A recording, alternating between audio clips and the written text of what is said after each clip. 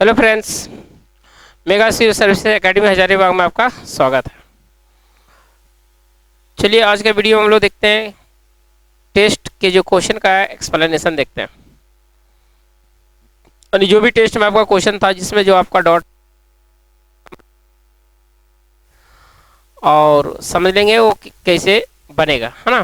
तो चलिए देखते हैं वन बाय वन। जैसे क्वेश्चन नंबर आपका 1 है।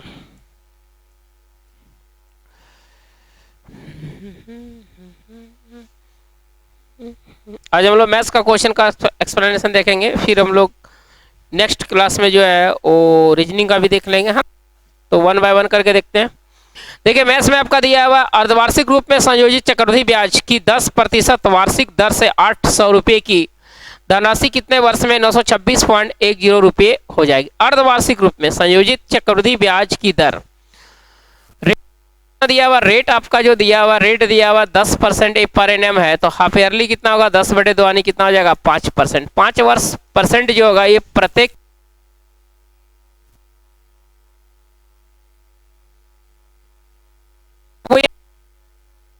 वैल्यू होता है 1/, कितना होता है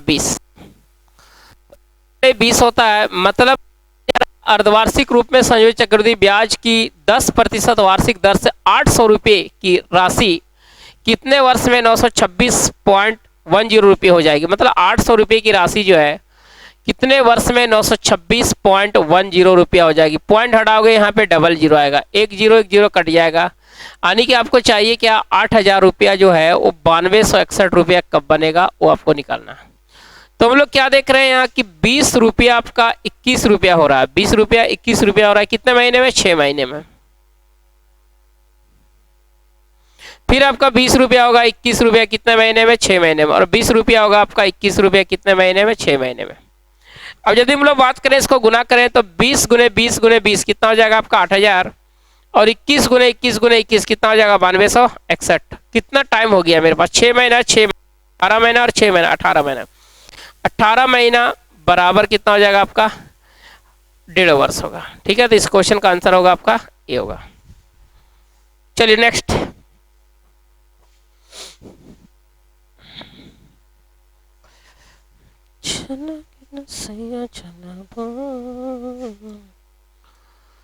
नेक्स्ट जो आपका क्वेश्चन है क्वेश्चन नंबर 2 देखिए। 240 मीटर लंबी एक रेलगाड़ी 3 किलोमीटर प्रति घंटा की चाल से रेलवे लाइन के साथ साथ विपरीत दिशा में चलने वाले आदमी को 10 सेकंड में पार करती है। रेलगाड़ी की चाल क्या होगी वो आपको निकालना है। क्वेश्चन ये बोला जा रहा है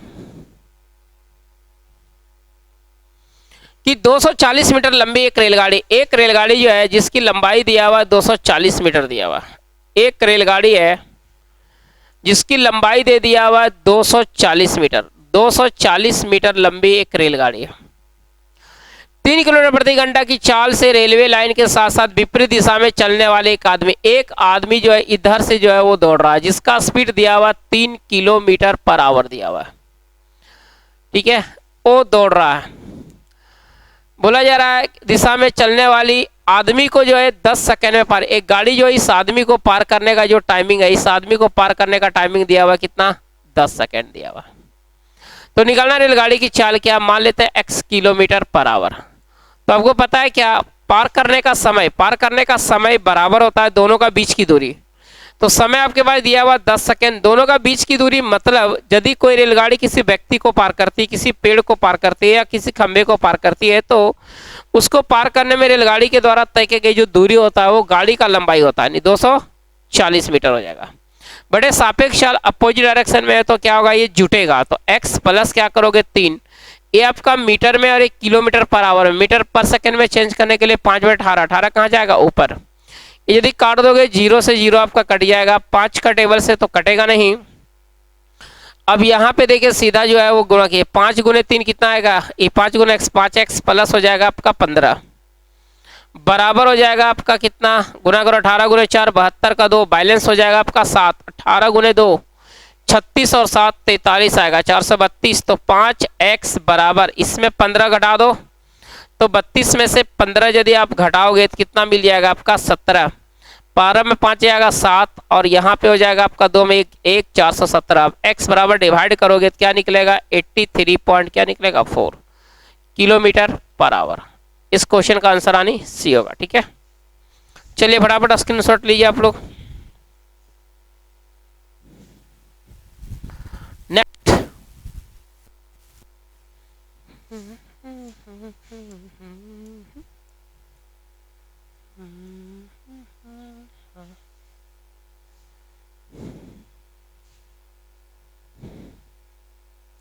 बोला रहा है एक नाविक धारा के अनुदिश 5 मिनट में 1 किलोमीटर की गति से तथा धारा के विपरीत दिशा में 1 घंटे में 6 किलोमीटर की गति से नाव खेता है। धारा की चाल क्या है वो निकालना।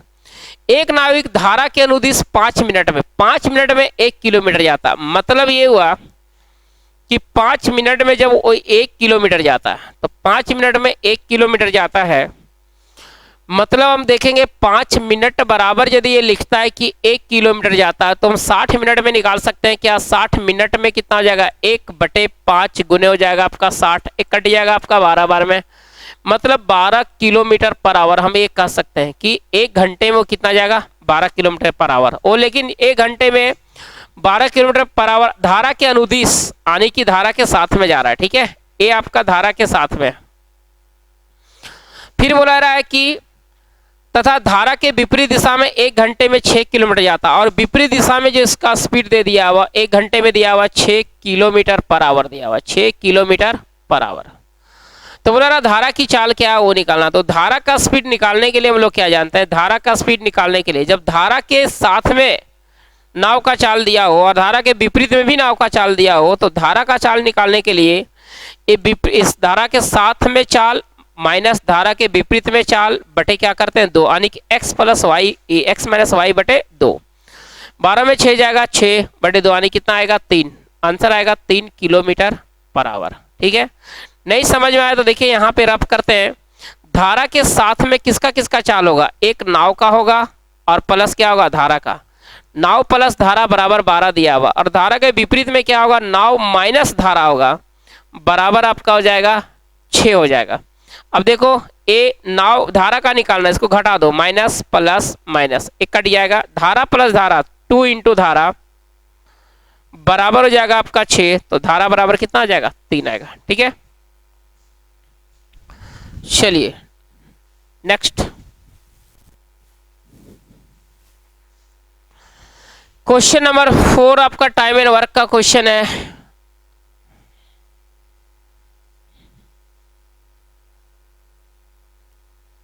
बोला रहा है ए किसी कार्य का 1/3 भाग 5 दिनों में तथा बी उसी कार्य का 2/5 भाग 10 दिन में। ए एक कार्य का 1/3 भाग 5 दिन में करता है, तो एक भाग कितना दिन में करेगा, एक भाग करेगा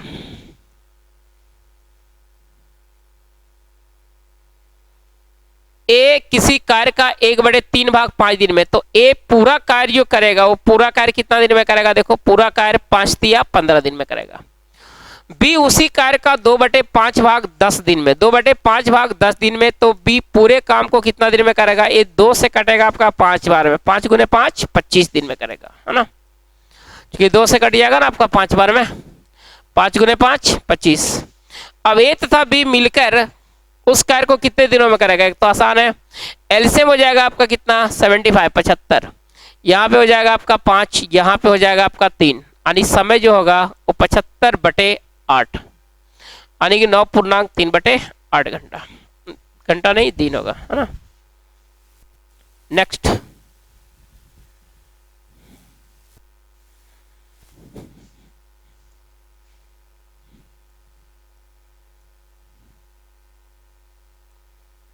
क्वेश्चन नंबर आपके पास 5 है। एक पाइप किसी पानी के टैंक को एक अन्य पाइप की तुलना में 3 गुना तेजी से भरता है। यदि दोनों पाइप मिलकर खाली टैंक को पूरा भरने में 36 मिनट ले तो धीमी रफ्तार वाला पाइप अकेले टैंक को भरने में कितना समय लेगा। क्वेश्चन ये बोला जा रहा है क्या कि 2 पाइप, एक टंकी में 2 पाइप लगा हुआ, ठीक है, एक टंकी में 2 पाइप लगा हुआ, मान लो एक ए लगा हुआ और एक क्या लगा हुआ बी लगा हुआ। मान लेते हैं कि एक आपका लगा हुआ ए, एक ए लगा हुआ एक बी लगा हुआ। इसमें से ये बोला जा रहा है कि एक पाइप अन्य पाइप की तुलना में 3 गुना तेजी से बढ़ता है। मतलब क्या हुआ, इसका कैपेसिटी इससे 3 गुना, यानी 1 लीटर पानी डालेगा तो उतना समय में कितना डालेगा, 3 लीटर। बोला रहा है क्या कि दोनों पाइप मिल करके खाली टैंक को पूरा भरने में 36 मिनट लेता है। मतलब 1 मिनट में 3 लीटर डाल रहा है, एक कितना डाल रहा है, 1, यानी दोनों मिल के 1 मिनट में कितना डाल रहा है, 4 लीटर। तो कितना मिनट लग रहा है, 36 मिनट। ये टोटल काम निकल गया। अब बोला जा रहा है इसमें बताइए कि धीमी रफ्तार वाला पाइप अकेले टैंक को कितने समय में भरेगा। धीमी रफ्तार वाला कौन है, ए वाला है, ठीक है। तो बी का समय निकालना, गुना क्या करोगे, 36 गुने 4 हो जाएगा आपका 144 मिनट। इसको आप लिख सकते हो 2 घंटा 24 मिनट। और इस क्वेश्चन का आंसर आपका डी होगा।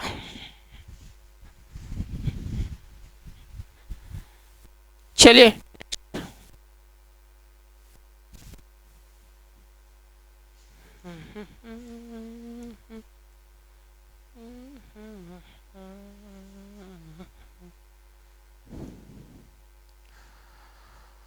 बोला जा रहा है 6 नंबर में 100 तक की सभी विषम संख्याओं का औसत क्या। देखिए 100 तक की विषम संख्याओं का औसत क्या, यानी कि 100 तक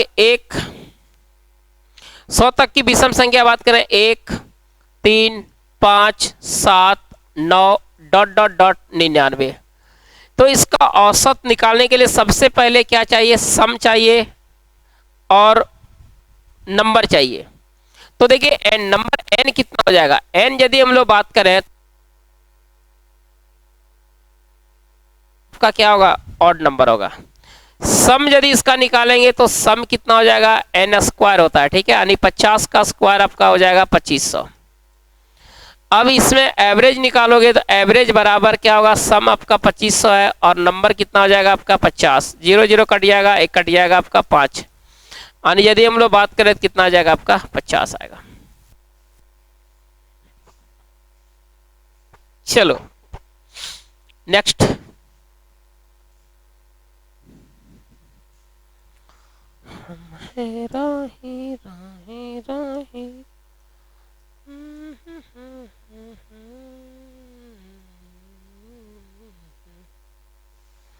देखिए आपका ये फिगर है, इसमें क्वेश्चन जो बोला जा रहा है ज्योमेट्री का क्वेश्चन है।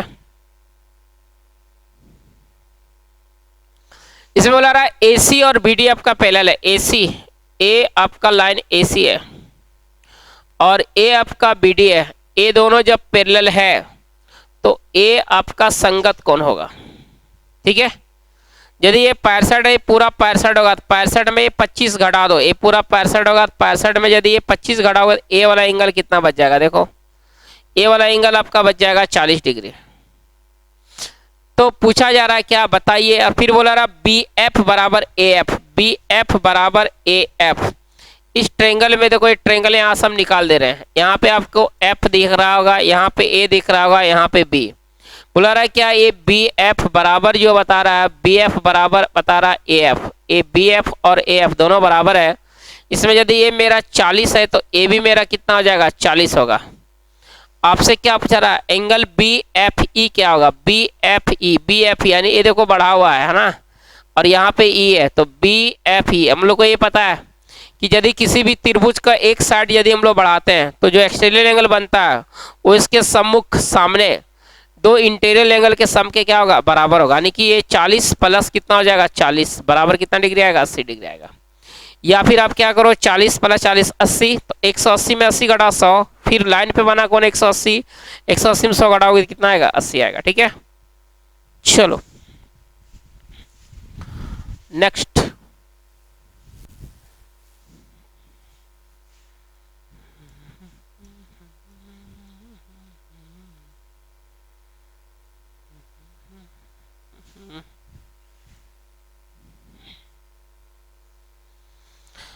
एट नंबर बोला जा रहा, 1 का स्क्वायर प्लस 2 का स्क्वायर प्लस 3 का स्क्वायर प्लस ... प्लस 10 का स्क्वायर। 1 का स्क्वायर प्लस 2 का स्क्वायर प्लस 3 का स्क्वायर प्लस ... 10 का स्क्वायर क्या होगा वो निकालना। देखिए सिग्मा एन स्क्वायर आपके पास 1 का स्क्वायर प्लस 2 का स्क्वायर प्लस 3 का स्क्वायर प्लस ... प्लस हो जाएगा आपका n का स्क्वायर। इसका सम निकालने का फॉर्मूला आपको बताया गया था, क्या होता है, n इंटू होता है n प्लस 1 इंटू होता है 2n प्लस 1 बटे होता है 6। देखो n की जगह क्या लोगे 10, यहाँ 10 और 1 11, फिर 10 गुने 2 20 और 1 21 बटे क्या होगा 6 होगा, और इसको सॉल्व करोगे तो आ जाएगा 385 आएगा।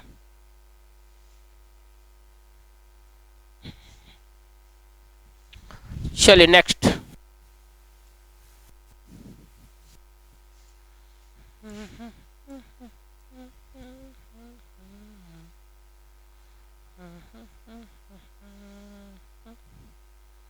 देखिए अलजेब्रा का क्वेश्चन आपका एक, यहाँ पे आपके पास 2p है प्लस 1/p बराबर 4 दिया हुआ है, यहाँ पे pq प्लस 1/8p का q निकालना है।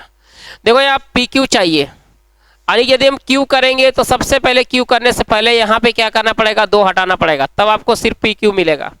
2 हटाने के लिए आप क्या करोगे, 2 से भागा दो, यानी कि 1/2 से यहाँ गुना कर दो, और यहाँ 8 लाने के लिए यहाँ पे 2 होना चाहिए, यही कि 1/2 से इसको हम जब गुना कर देंगे 2 से 2 कट जाएगा, 2 यहाँ आ जाएगा, वही काम यहाँ पे करना पड़ेगा, 1/2 से यहाँ गुना करो।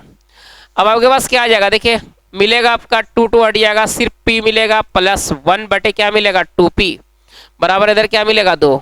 अब यदि इसका हम q करेंगे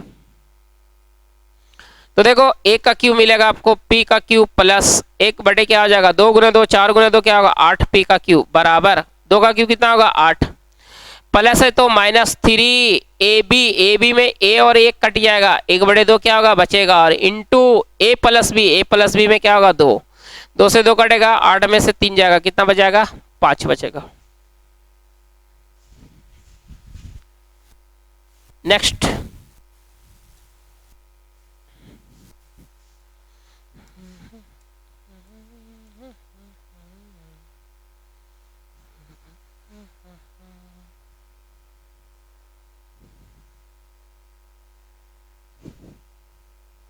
यदि p तथा q अंग निरूपित करते हो तो कथन इतना इतना इतना बराबर इतना हो तो q का अधिकतम मान क्या होगा वो निकालना। देखिए इसमें क्या करना आपको,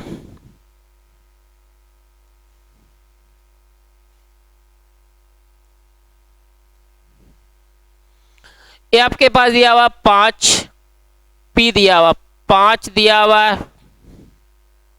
5p 9 3 2 7, यहाँ पे दिया हुआ 2q दिया हुआ 8 दिया हुआ, बराबर होना चाहिए 1 1 1 4 होना चाहिए, ठीक है। q का अधिकतम मान क्या, जोड़ो 9 7 16 16 और 8 24, 24 का 4 आ गया, बैलेंस कितना बचा 2।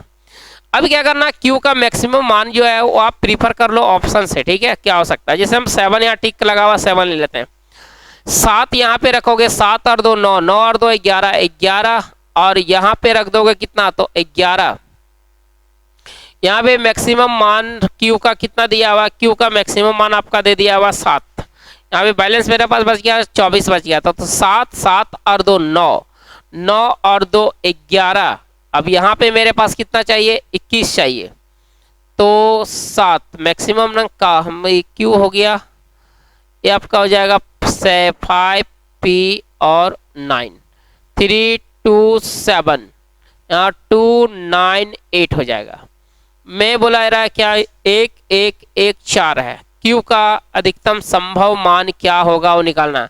9 7 16 8 24 का 4, बैलेंस आपका बच जाएगा 2, तो q का मैक्सिमम मान यहाँ पे यदि ऑप्शन के अनुसार 7 ले लें, 7 और 2 9 और 2 11, 11 का 1, तो ये आपको क्या लेना पड़ेगा 0, 11 का 1, बैलेंस बच जाएगा आपका 2 2 नहीं 1 बच जाएगा, तो यहाँ पे हो जाएगा 5 3 8 8 और 2 10 और कितना होगा 11, मतलब p मैक्सिमम कितना हो जाएगा आपका 7 और q 7 हो जाएगा और p क्या होगा आपका 0 होगा। तो आप ऑप्शन से आप 1 बाय 1 करके आपको क्या करना पड़ेगा लेना पड़ेगा, तो यहाँ पे q का मैक्सिमम कितना हो जाएगा आपका 7 हो जाएगा, ठीक है।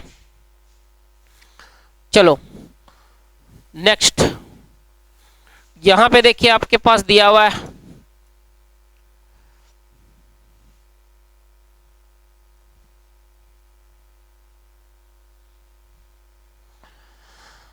बोला यदि x into x plus Y plus Z बराबर 20, y into x plus Y plus Z बराबर 30, एवं z into x plus Y plus Z बराबर 50, तो 2 into x plus Y plus Z का मान क्या होगा वो हम लोग को निकालना है।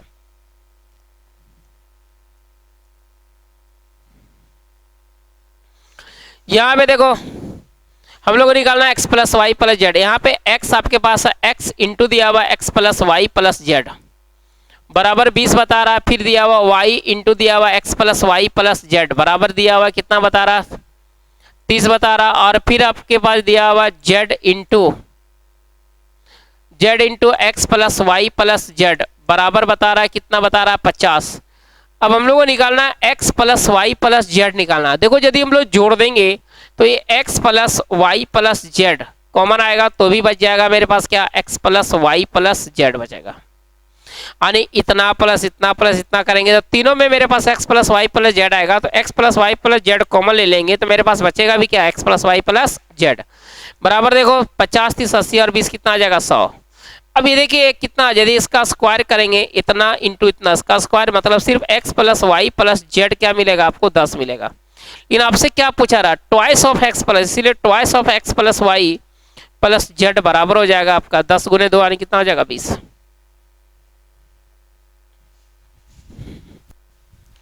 चलिए फटाफट जल्दी देखिए, अब स्क्रीनशॉट लेते जाइए। नेक्स्ट क्वेश्चन बात करें हम लोग। तेरी मेरी,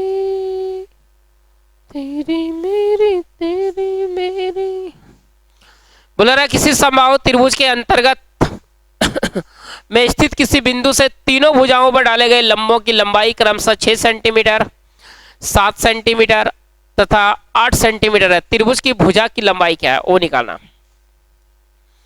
ऐसा क्वेश्चन आपको पहले भी बताया गया कि एक इक्विलेटरल ट्रायंगल है, एक इक्विलेटरल ट्रायंगल दिया हुआ,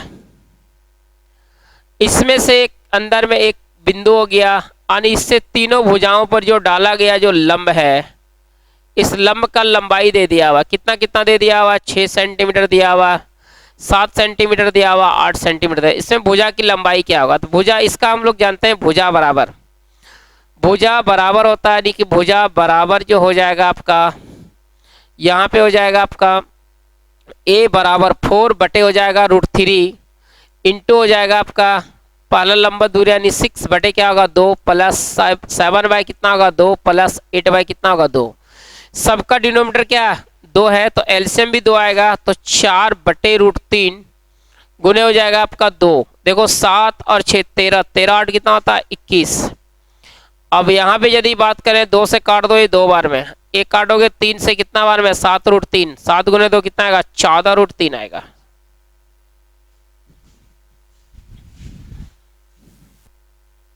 नेक्स्ट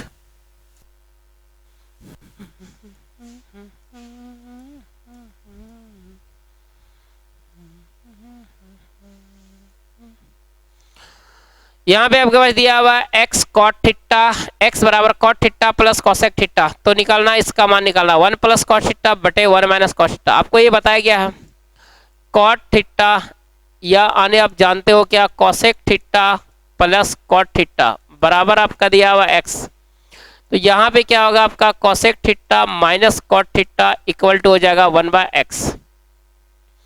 अब इसको यदि हम क्या करें, इसको यदि हम यहाँ पे जोड़ दें तो a और a कट जाएगा यानी 2 कोसेक थीटा बराबर हो जाएगा x स्क्वायर हो जाएगा प्लस 1 बटे क्या हो जाएगा आपका x।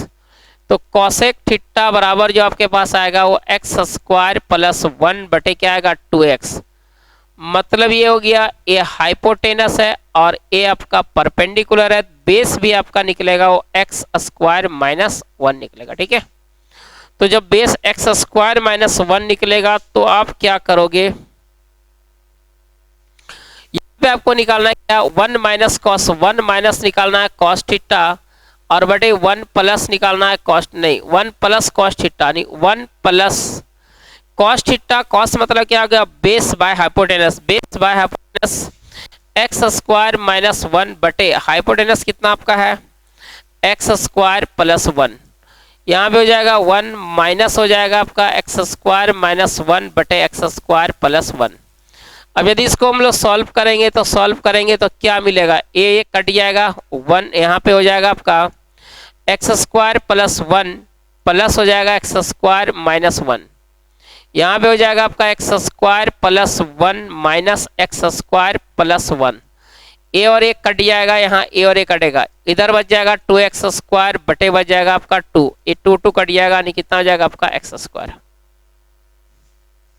चलो अब स्क्रीनशॉट ले लो। नेक्स्ट,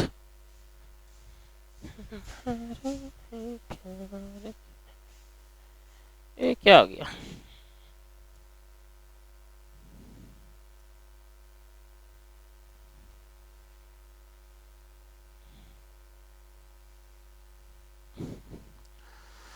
बोला यदि किसी अंकित मूल्य पर 30% के एक बट्टे तथा 20% और 10% के दो क्रमवार बट्टे पर प्राप्त विक्रय मूल्यों का अंतर 72 रुपया है, तो अंकित मूल्य क्या है वो निकालना। देखिए एक डिस्काउंट आपके पास कितने परसेंट का? एक डिस्काउंट आपके पास दिया हुआ 30% का, एक डिस्काउंट आपके पास दिया हुआ 30% का, और दूसरा डिस्काउंट बता रहा है, दूसरा डिस्काउंट बता रहा 20 और 10 का दो क्रमिक छूट बोला जा रहा है। मतलब इसका सक्सेसिव डिस्काउंट निकालो तो 20 + 10 - 20 गुने 10 बटे हो जाएगा आपका 100, 0 0 0 0 कट जाएगा, 30 में से 2 जाएगा, कितना हो जाएगा 28%। यानी एक डिस्काउंट आपका 30 और एक 28 है, दोनों में डिफरेंस कितने का? 2 का, 2% बराबर दे दिया हुआ 72। तो आपसे क्या पूछा रहा है? इसका अंकित मूल्य, इसीलिए 100% बराबर ये हो जाएगा 72 बटे हो जाएगा 2 गुने कितना हो जाएगा 100, यानी आएगा कितना 3600।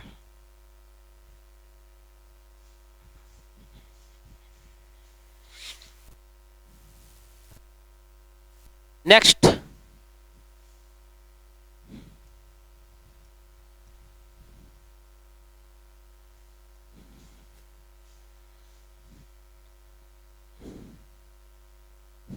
बोला रहा है किसी बिजली के बिल का भुगतान निर्धारित तिथि से पहले किया जाए तो बिल की राशि पर 4% की छूट मिलती है। निर्धारित तिथि से पहले भुगतान करने वाले व्यक्ति को 13 रुपये की छूट प्राप्त हुई, तो उसके बिल की राशि क्या थी वो निकालना। बोला जा रहा है क्या बिजली का यदि आप बिल का भुगतान करते हैं तो यदि आप तिथि से पहले देते हैं तो आपको 4% का डिस्काउंट मिलता है। तो एक व्यक्ति बोला रहा है क्या निर्धारित तिथि से पहले भुगतान करने वाले व्यक्ति को 13 रुपये का क्या हुआ छूट मिला, तो हम कह सकते हैं कि 4% का वैल्यू कितना हो गया 13, तो उसके बिल की राशि क्या थी 100% होगा, 100% बराबर 13 बटे 4 गुने हो जाएगा 100, काटो क्या आएगा 325 रुपये आएगा।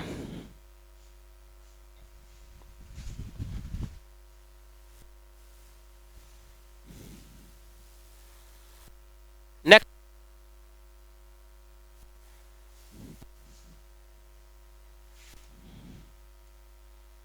क्वेश्चन कैसे कैसे हो गया, ऑप्शन सबका गायब हो गया जी, कैसे सेट किया? यहां पे दिया अब आपका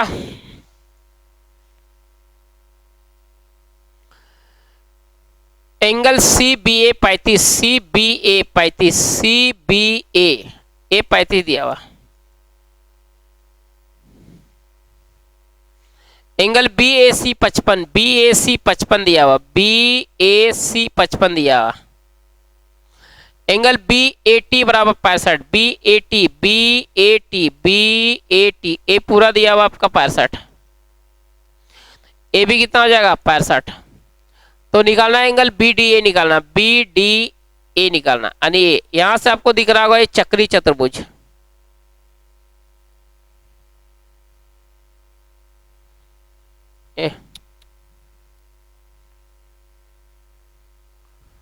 आपका दिख रहा होगा चक्री चतुर्भुज। चक्री चतुर्भुज का आमने सामने कोनों का योग कितना होता है 180, तो यहाँ पे यदि 180 में से हम 65 घटाएंगे तो कितना मिलेगा आपको 115 मिलेगा।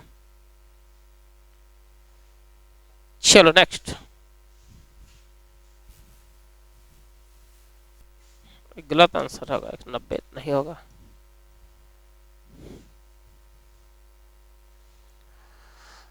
चक्रवृद्धि ब्याज पर जमा की गई राशि 12,000 रुपये की धनराशि, चक्रवृद्धि ब्याज पर जमा की गई 12,000 रुपये की राशि धनराशि 5 वर्ष में दोगुनी हो जाती है, तो 20 वर्ष के बाद यह कितनी हो जाएगी? देखो 5 वर्ष में दोगुनी, यानी आप 1 रुपया यदि जमा करते हो तो 1 रुपया आपका 2 रुपया होने में कितना वर्ष लगता है? 5 वर्ष। तो फिर बोला रहा 20 वर्ष में कितना? 1 रुपया 2 रुपया, 1 रुपया 2 रुपया, 1 रुपया 2 रुपया, देखो 5 वर्ष, ए भी 5 वर्ष, ये भी आपका 5 वर्ष, 20 वर्ष हो गया। 5 5 10, 10 5 15, 5 20। आपका पैसा कितना हो रहा है? 1 रुपया हो रहा है कितना? 2 गुने 2 4 गुने 2 8 गुने 2 16, है ना। तो 1 बराबर आपके पास दे दिया हुआ कितना? 12,000। तो 1 बराबर आपके पास दिया हुआ 12,000, कितना हो जाएगा? 16 हो जाएगा। 16 बराबर हो जाएगा 12,000 गुने हो जाएगा 1,92,000।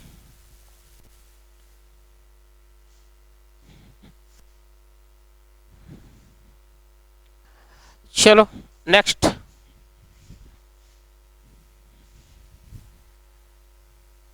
और तो यही तो है, आज खत्म हो गया। ये था आपका कल टेस्ट का क्वेश्चन का एक्सप्लेनेशन। अब हम लोग नेक्स्ट वीडियो में रीजनिंग में जो ऐसे क्वेश्चन जो आपको दिक्कत हो किया हो उसका हम लोग एक्सप्लेनेशन देख लेंगे। Thank you.